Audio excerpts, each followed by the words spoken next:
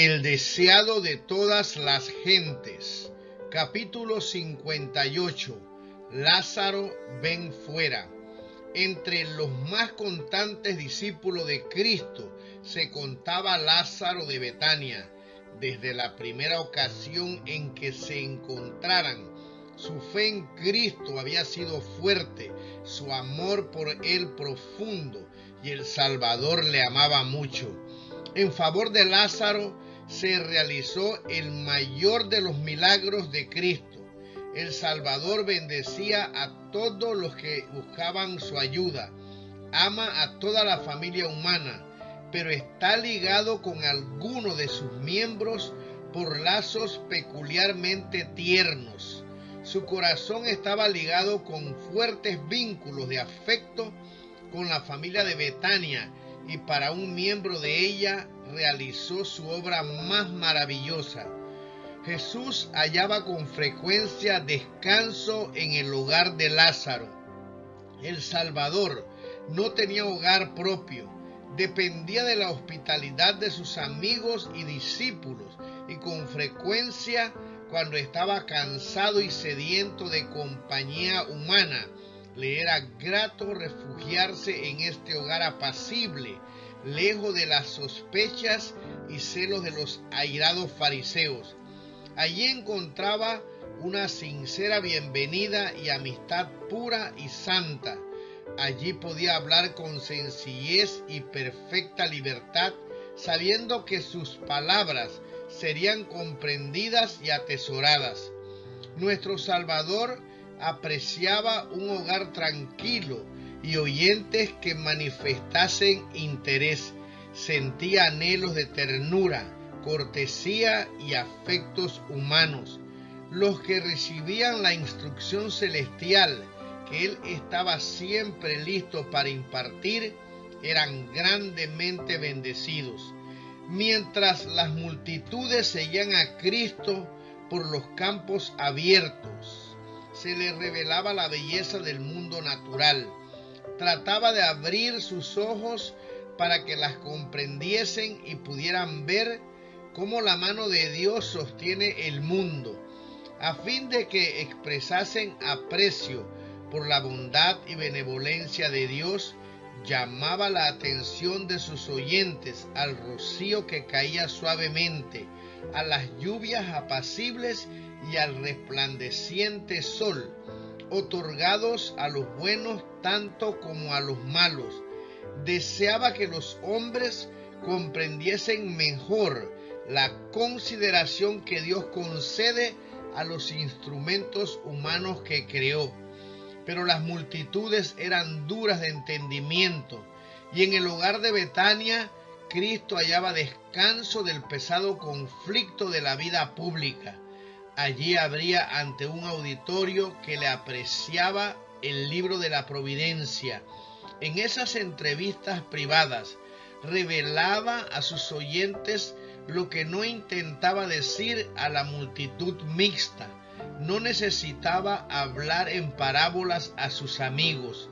Mientras Cristo daba sus lecciones maravillosas, María se sentaba a sus pies, escuchándole con reverencia y devoción. En una ocasión, Marta, perpleja por el afán de preparar la comida, apeló a Cristo diciendo: «Señor, ¿no tienes cuidado que mi hermana me deja servir sola? Dile pues que me ayude». Esto sucedió en ocasión de la primera visita de Cristo a Betania.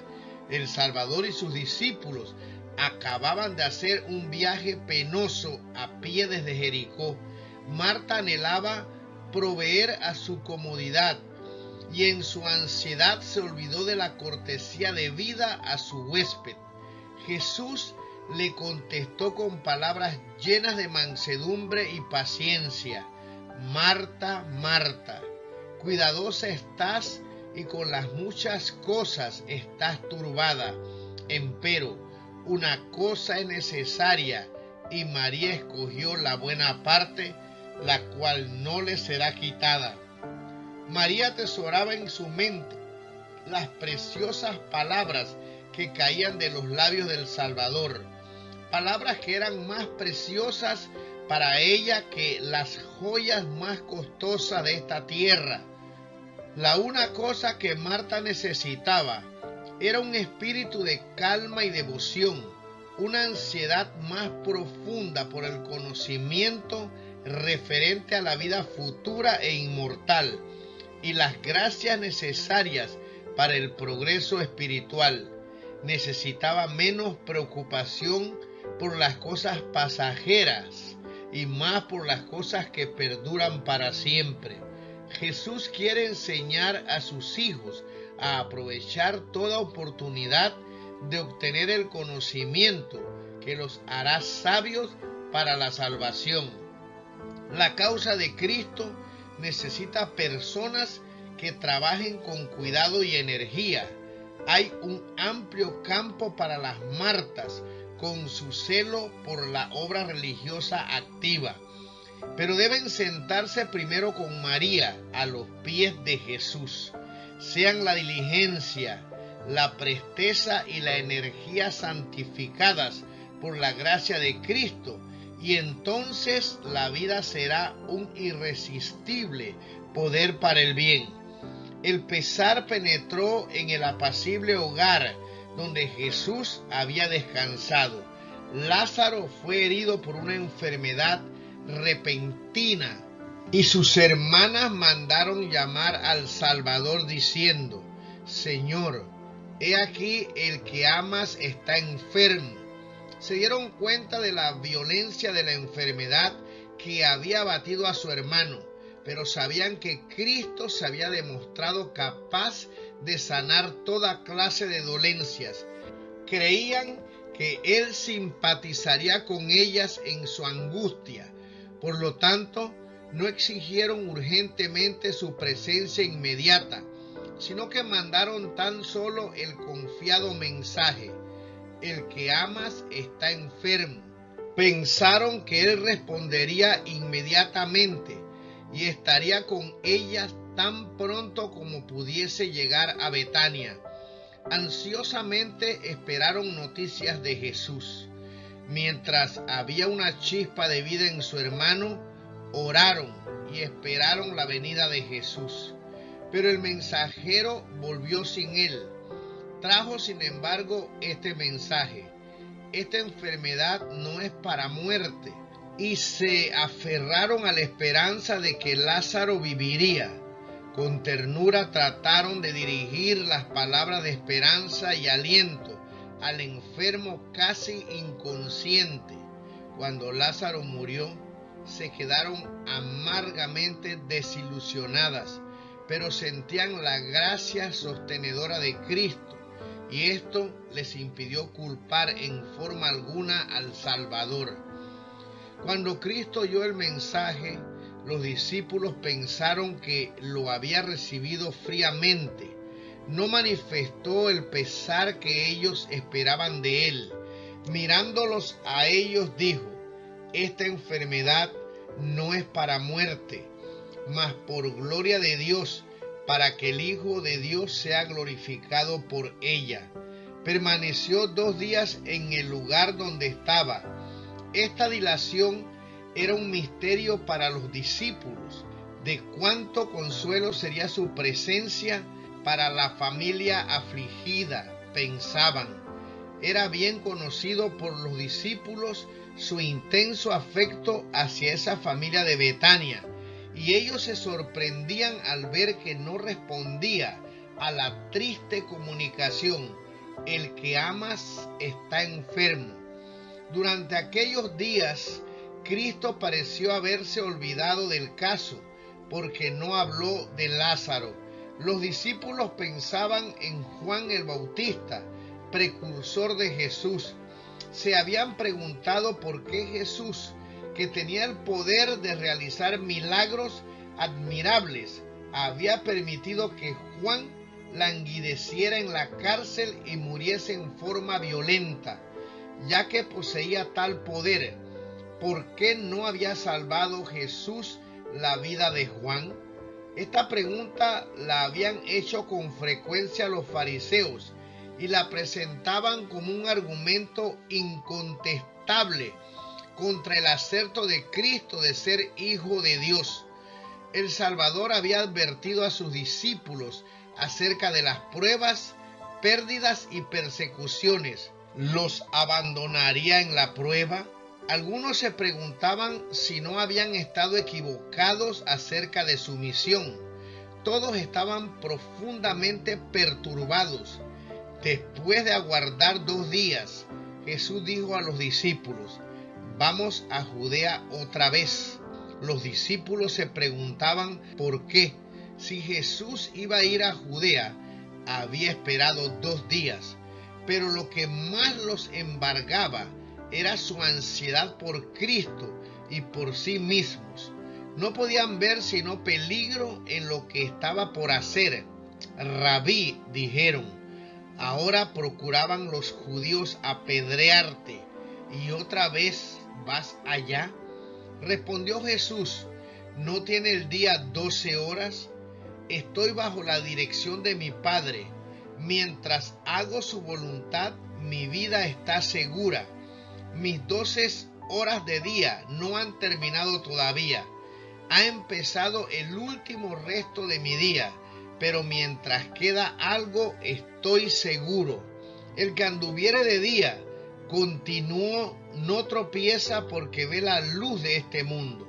El que hace la voluntad de Dios, que anda en la senda que Dios le ha trazado, no puede tropezar ni caer.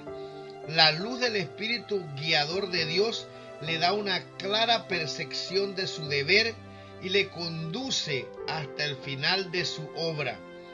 Mas el que anduviere de noche tropieza porque no hay luz en él. El que anda en la senda que se eligió, donde Dios no le ha llamado, tropezará. Para él el día se trueca en noche, y donde quiera que esté no está seguro. Dicho esto, díceles después: Lázaro nuestro amigo duerme, mas voy a despertarle del sueño. Lázaro nuestro amigo duerme. Cuán conmovedoras son estas palabras, cuán llenas de simpatías. Mientras pensaban en el peligro que su maestro estaba por arrostrar yendo a Jerusalén, los discípulos casi se habían olvidado de la familia enlutada de Betania, pero no así Cristo. Los discípulos se sintieron reprendidos. Les había sorprendido que Cristo no respondiera más prontamente al mensaje. Habían estado tentados a pensar que Él no tenía por Lázaro y sus hermanas el tierno amor que ellos le atribuían y que debiera haberse vuelto rápidamente con el mensajero. Pero las palabras «Lázaro nuestro amigo duerme» despertaron en ellos los debidos sentimientos. Quedaron convencidos de que Cristo no se había olvidado de sus amigos que sufrían. Dijeron entonces sus discípulos: «Señor, si duerme, salvo estará». Mas esto decía Jesús de la muerte de él, y ellos pensaron que hablaba del reposar del sueño. Cristo presenta a sus hijos creyentes la muerte como un sueño. Su vida está oculta con Cristo en Dios, y hasta que suene la última trompeta, los que mueren dormirán en él. Entonces, pues, Jesús les dijo claramente: Lázaro es muerto, y huélgome por vosotros que yo no haya estado allí, para que creáis, mas vamos a él. Tomás no podía ver para su maestro otra cosa que la muerte si iba a Judea, pero fortaleció su ánimo y dijo a los otros discípulos: «Vamos también nosotros para que muramos con él». Conocía el odio que los judíos le tenían a Jesús. Querían lograr su muerte, pero este propósito no había tenido éxito porque le quedaba todavía una parte del tiempo que se le había concedido. Durante ese tiempo, Jesús gozaba de la custodia de los ángeles celestiales, y aún en las regiones de Judea, donde los rabinos maquinaban cómo apresarle y darle muerte. No podía sucederle mal alguno. Los discípulos se asombraron de las palabras de Cristo cuando dijo: Lázaro es muerto y huélgome que yo no haya estado allí. ¿Habíase mantenido el Salvador alejado por su propia voluntad del hogar de sus amigos que sufrían? Aparentemente había dejado solas a Marta y María, así como al moribundo Lázaro, pero no estaban solos. Cristo contemplaba toda la escena, y después de la muerte de Lázaro, las enlutadas hermanas fueron sostenidas por su gracia. Jesús presenció el pesar de sus corazones desgarrados, mientras su hermano luchaba con su poderoso enemigo, la muerte. Sintió los trances de su angustia y dijo a sus discípulos: Lázaro es muerto. Pero Cristo no solo tenía que pensar en aquellos a quienes amaba en Betania, tenía que considerar la educación de sus discípulos. Ellos habían de ser sus representantes ante el mundo, para que la bendición del Padre pudiese abarcar a todos. Por su causa permitió que Lázaro muriese. Si le hubiese devuelto la salud cuando estaba enfermo, el milagro que llegó a ser la evidencia más positiva de su carácter divino no se habría realizado.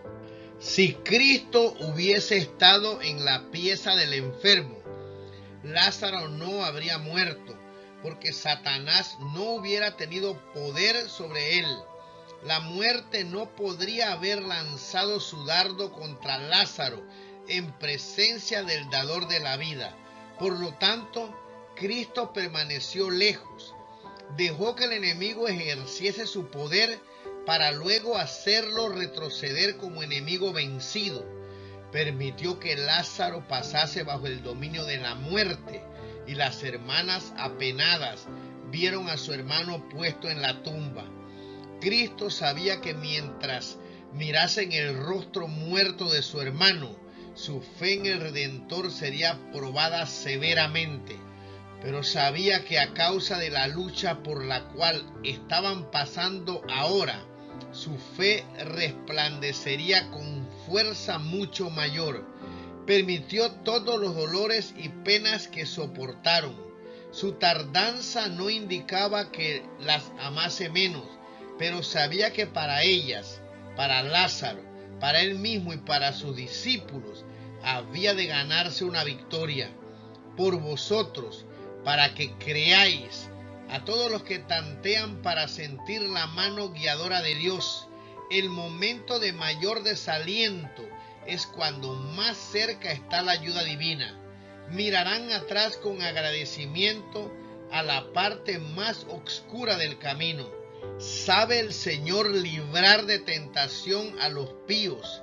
Salen de toda tentación y prueba con una fe más firme y una experiencia más rica. Al demorar en venir a Lázaro, Jesús tenía un propósito de misericordia para con los que no le habían recibido.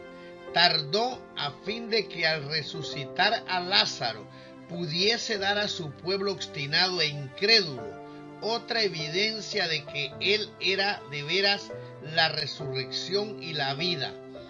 Le costaba renunciar a toda esperanza con respecto a su pueblo, las pobres y extraviadas ovejas de la casa de Israel. Su impenitencia le partía el corazón. En su misericordia se propuso darles una evidencia más de que era el restaurador, el único que podía sacar a la luz la vida y la inmortalidad. Había de ser una evidencia que los sacerdotes no podrían interpretar mal. Tal fue la razón de su demora en ir a Betania. Este milagro culminante, la resurrección de Lázaro, había de poner el sello de Dios sobre su obra y su pretensión a la divinidad. En su viaje a Betania, Jesús, de acuerdo con su costumbre, atendió a los enfermos y menesterosos. Al llegar a la aldea, mandó un mensajero a las hermanas para avisarle de su llegada. Cristo no entró enseguida en la casa, sino que permaneció en un lugar tranquilo al lado del camino. La gran ostentación externa manifestada por los judíos en ocasión de la muerte de un deudo no estaba en armonía con el espíritu de Cristo. Oía los lamentos de los plañidores y no quería encontrarse con las hermanas en medio de la confusión. Entre los que lloraban estaban los parientes de la familia, algunos de los cuales ocupaban altos puestos de responsabilidad en Jerusalén. Entre ellos se contaban algunos de los más acervos enemigos de Cristo. Él conocía su propósito y por lo tanto no se hizo conocer enseguida. El mensaje fue dado a Marta con tanta reserva que las otras personas que estaban en la pieza no lo oyeron. Absorta en su pesar, María no oyó las palabras. Levantándose enseguida, Marta salió al encuentro de su Señor, pero pensando que ella había ido al sepulcro donde estaba Lázaro, María permaneció sumida silenciosamente en pesar. Marta se apresuró a ir al encuentro de Jesús con el corazón agitado por encontradas emociones. En el rostro expresivo de él leyó ella la misma ternura y amor que siempre había habido allí. Su confianza en él no había variado, pero recordaba a su amado hermano, a quien Jesús también amaba. Con el pesar que brotaba de su corazón, porque Cristo no había venido antes, y sin embargo, con la esperanza de que aún ahora podría hacer algo para consolarlas, dijo: Señor, si hubieses estado aquí, mi hermano no fuera muerto. Vez tras vez, en medio del tumulto creado por los plañidores, las hermanas habían repetido estas palabras. Con compasión humana y divina, Jesús miró el rostro entristecido y acongojado de Marta. Esta no tenía deseo de relatar lo sucedido. Todo estaba expresado por las palabras patéticas: Señor, si hubieses estado aquí, mi hermano no fuera muerto. Pero mirando aquel rostro lleno de amor, añadió: mas también sé ahora que todo lo que pidieras de Dios te dará Dios. Jesús animó su fe diciendo: resucitará tu hermano. Su respuesta no estaba destinada a inspirar esperanza en un cambio inmediato. Dirigía el Señor los pensamientos de Marta más allá de la restauración actual de su hermano y los fijaba en la resurrección de los justos. Lo hizo para que pudiese ver en la resurrección de Lázaro una garantía de la resurrección de todos los justos y la seguridad de que sucedería por el poder del Salvador. Marta contestó: yo sé que resucitará en la resurrección, en el día postrero. Tratando todavía de dar la verdadera dirección a su fe, Jesús declaró: yo soy la resurrección y la vida. En Cristo hay vida original que no proviene ni deriva de otra. El que tiene al Hijo tiene la vida. La divinidad de Cristo es la garantía que el creyente tiene de la vida eterna. El que cree en mí, dijo Jesús, aunque esté muerto, vivirá. Y todo aquel que vive y cree en mí no morirá eternamente. ¿Crees eso? Cristo miraba hacia adelante a su segunda venida. Entonces los justos muertos serán resucitados incorruptibles y los justos vivos serán trasladados al cielo sin ver la muerte. El milagro que Cristo estaba por realizar al resucitar a Lázaro de los muertos, representaría la resurrección de todos los justos muertos. Por sus palabras y por sus obras se declaró el autor de la resurrección.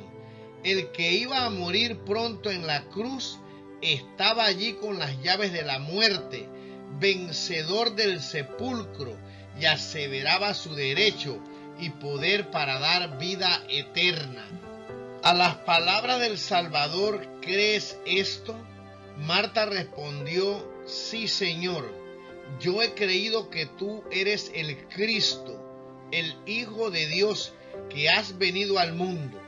No comprendía en todo su significado las palabras dichas por Cristo, pero confesó su fe en su divinidad y su confianza de que Él podía hacer cuanto le agradase. Y esto dicho, fuese y llamó en secreto a María su hermana, diciendo, el Maestro está aquí y te llama. Dio su mensaje en forma tan queda como le fue posible, porque los sacerdotes y príncipes estaban listos para arrestar a Jesús en cuanto se les ofreciese la oportunidad. Los clamores de las plañideras impidieron que las palabras de Marta fuesen oídas. Al recibir el mensaje, María se levantó apresuradamente y con mirada y rostro anhelantes salió de la pieza. Pensando que iba al sepulcro a llorar, las plañideras la siguieron. Cuando llegó al lugar donde Jesús estaba, se postró a sus pies y dijo con labios temblorosos, Señor, si hubieses estado aquí, no fuera muerto mi hermano.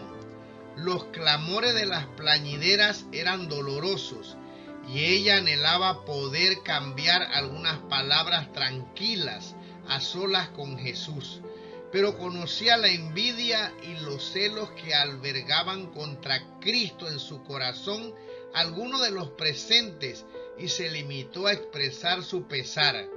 Jesús entonces, como la vio llorando, y a los judíos que habían venido juntamente con ella llorando, se conmovió en espíritu y turbóse. Leyó el corazón de todos los presentes.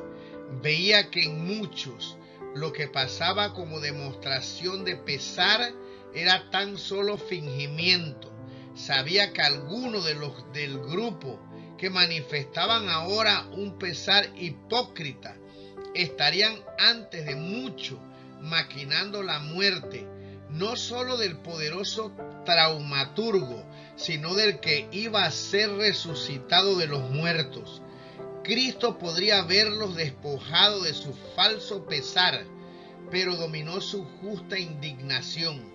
No pronunció las palabras que podría haber pronunciado con toda verdad, porque amaba a la que, arrodillada a sus pies con tristeza, creía verdaderamente en él.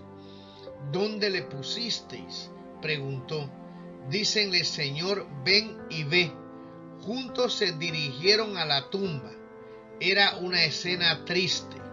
Lázaro había sido muy querido y sus hermanas le lloraban con corazones quebrantados, mientras que los que habían sido sus amigos mezclaban sus lágrimas con las de las hermanas enlutadas. A la vista de esta angustia humana y por el hecho de que los amigos afligidos pudiesen llorar a sus muertos mientras el Salvador del mundo estaba al lado, lloró Jesús. Aunque era hijo de Dios, había tomado sobre sí la naturaleza humana y le conmovía el pesar humano. Su corazón compasivo y tierno se conmueve siempre de simpatía hacia los dolientes. Llora con los que lloran y se regocija con los que se regocijan. No era solo por su simpatía humana hacia María y Marta, por lo que Jesús lloró.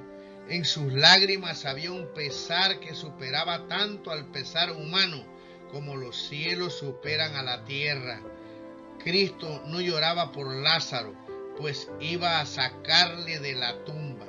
Lloró porque muchos de los que estaban ahora llorando por Lázaro maquinarían pronto la muerte del que era la resurrección y la vida. Pero cuán incapaz eran los judíos de interpretar debidamente sus lágrimas. Algunos que no podían ver como causa de su pesar, sino las circunstancias externas de la escena que estaba delante de él, dijeron suavemente: mirad cómo le amaba. Otros, tratando de sembrar incredulidad en el corazón de los presentes, decían con irritación: ¿no podía este que abrió los ojos al ciego hacer que éste no muriera? Si Jesús era capaz de salvar a Lázaro, ¿por qué le dejó morir?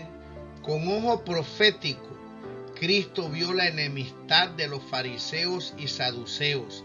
Sabía que estaban premeditando su muerte.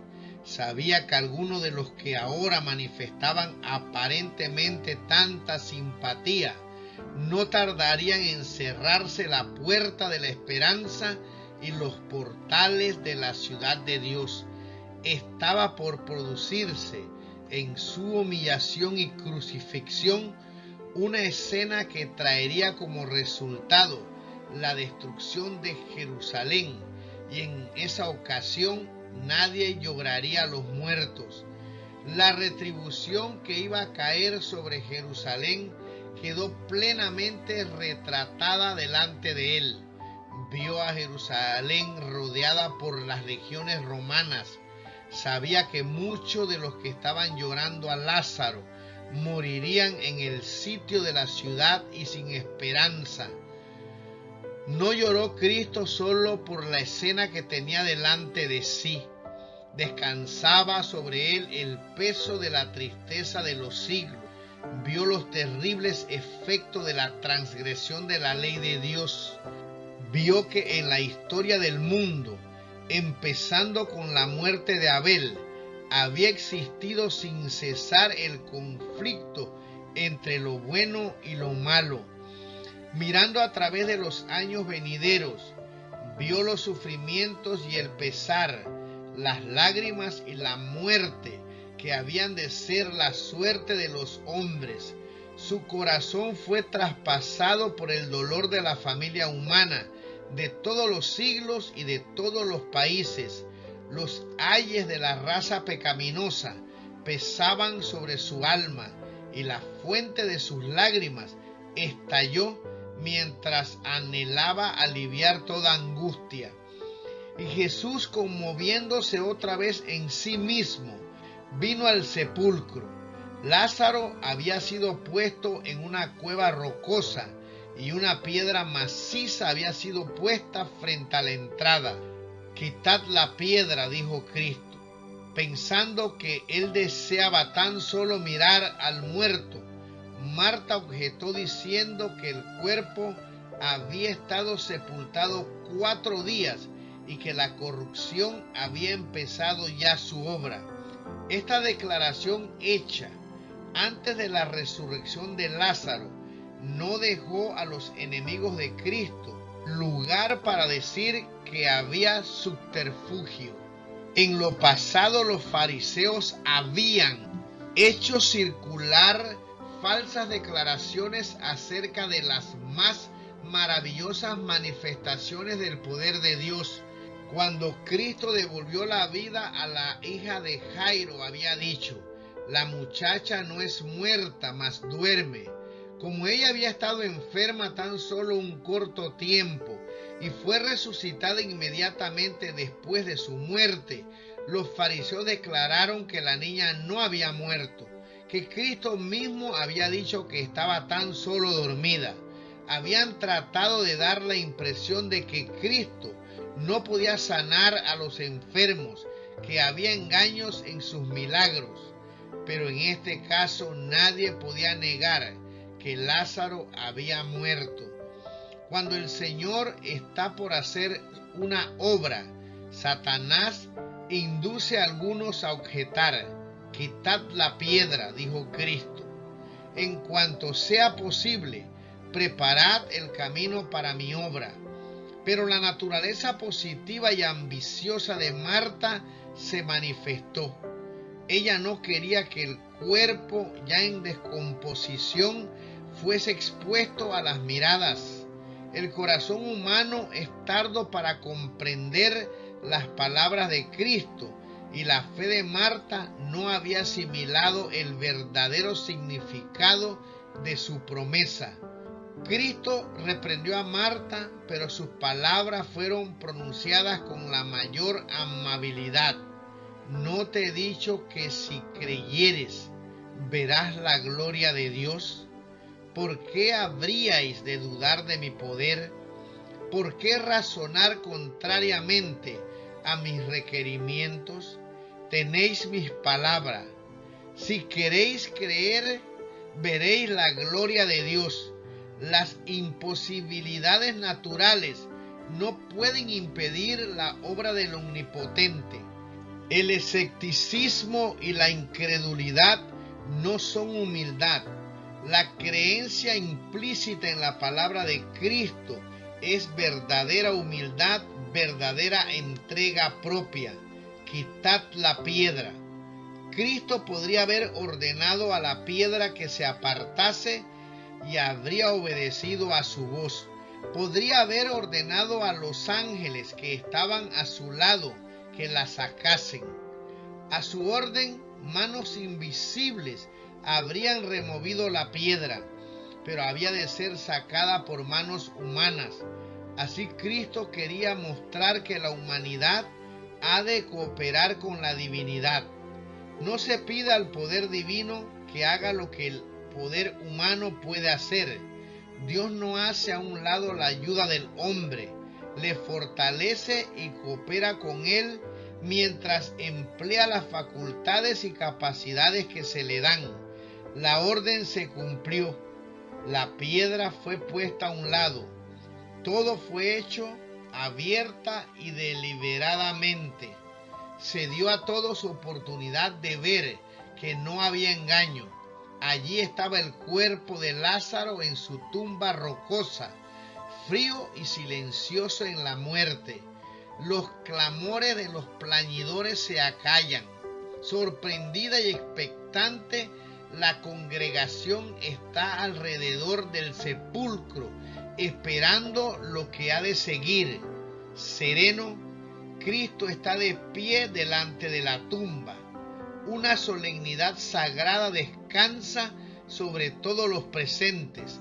Cristo se acerca aún más al sepulcro y alzando los ojos al cielo dice: Padre, gracias te doy que me has oído. No mucho tiempo antes de esto, los enemigos de Cristo le habían acusado de blasfemia y habían recogido piedras para arrojárselas, porque aseveraba ser hijo de Dios. Le acusaron de realizar milagros por el poder de Satanás. Pero aquí Cristo llama a Dios su Padre y con perfecta confianza declara que es hijo de Dios. En todo lo que hacía, Cristo cooperaba con su Padre. Siempre se esmeraba por hacer evidente que no realizaba su obra independientemente. Era por la fe y la oración como hacía sus milagros. Cristo deseaba que todos conociesen su relación con su Padre.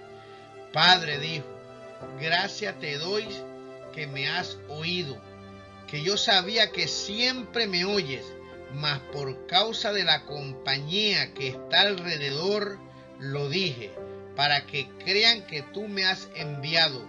En esta ocasión, los discípulos y la gente iban a recibir la evidencia más convincente de la relación que existía entre Cristo y Dios. Se le había de demostrar que el aserto de Cristo no era una mentira.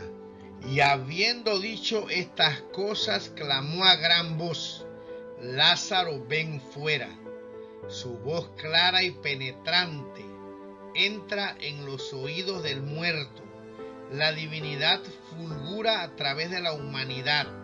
En su rostro, iluminado por la gloria de Dios, la gente ve la seguridad de su poder. Cada ojo está fijo en la entrada de la cueva.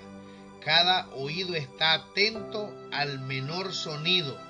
Con interés intenso y doloroso, aguardan todos la prueba de la divinidad de Cristo, la evidencia que ha de comprobar su acerto de que es Hijo de Dios o extinguir esa esperanza para siempre.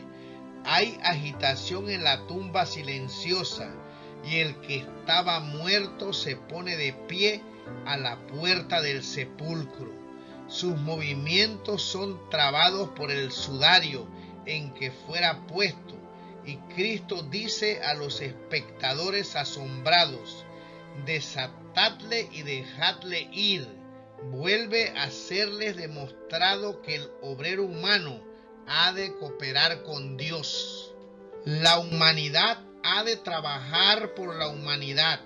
Lázaro queda libre y está de pie ante la congregación, no demacrado por la enfermedad ni con miembros débiles y temblorosos, sino como un hombre en la flor de la vida, provisto de una noble virilidad. Sus ojos brillan de inteligencia y de amor por su Salvador. Se arroja a los pies de Jesús para adorarle. Los espectadores quedan al principio mudos de asombro. Luego sigue una inefable escena de regocijo y agradecimiento. Las hermanas reciben a su hermano vuelto a la vida como el don de Dios y con lágrimas de gozo expresan en forma entrecortada su agradecimiento al Salvador.